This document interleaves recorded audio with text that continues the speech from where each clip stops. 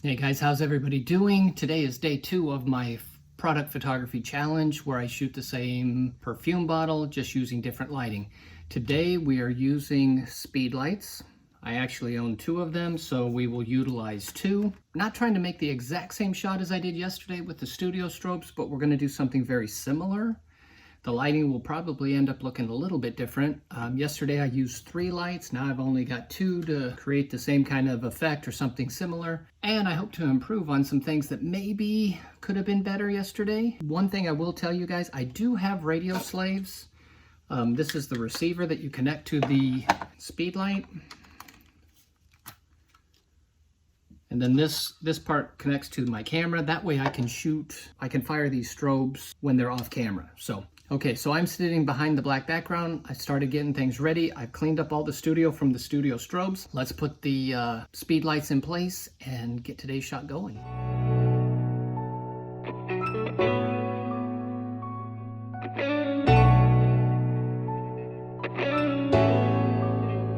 Okay guys, a couple things before I get started. When it comes to speed lights, one of the good things is they're probably less expensive than most of your studio lights, so they're a little more affordable.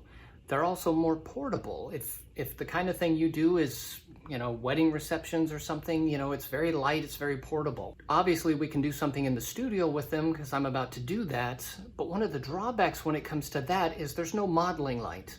And if you're not familiar with what a modeling light is, the actual strobe that goes off is one thing, but my studio lights have a modeling light as well, so I can just turn that on and it's constantly on, so I can position it based on knowing what the light is doing. Here I don't have that. I'm going to have to position them the way I think they should be, take the photograph, and then make adjustments if I need to.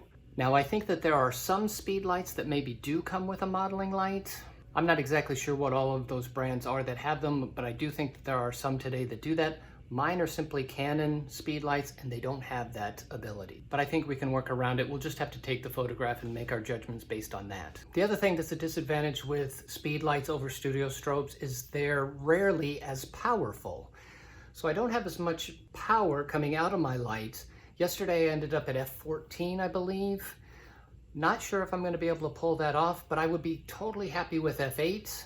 I should be able to hold my depth of field at something like f8, and I think I shouldn't have a problem achieving f8. The other thing that I did, and see if I can, I don't know if you can tell, but my black background is higher. I thought I had it under control yesterday, but if you look at my shot from yesterday really closely, you can see a little bit of reflection in that glass ball on the top of the bottle, and you can see a little bit of reflection from the window.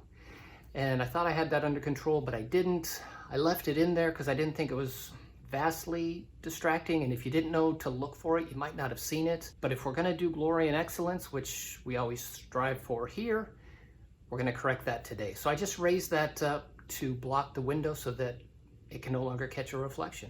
All right, I think I'm very close on this thing.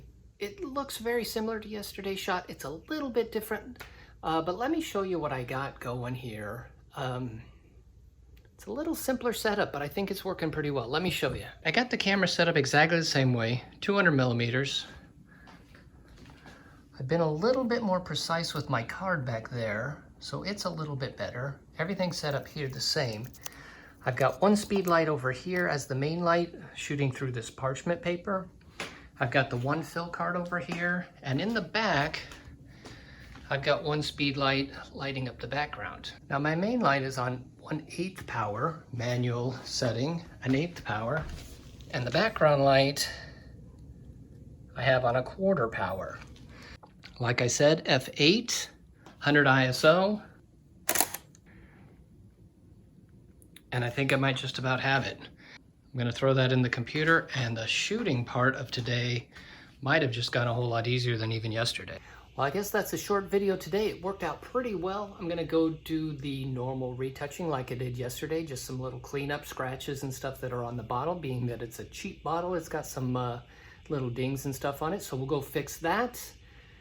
Clean up a couple little reflection spots that are just there, just like we did yesterday, and come up with a final image, which I will show you right here. And I think we did pretty well as far as only having 2 lights and having only 2 speed lights at that. And I will see you guys tomorrow where we will do ambient light only, which is going to be a challenge for sure. I thank you guys for watching as always. Subscribe, we're almost to that 122 that we were shooting for, and I appreciate everybody's comments, thumbs up, I always like that, that's always very encouraging, and I thank you for watching as always. See you tomorrow.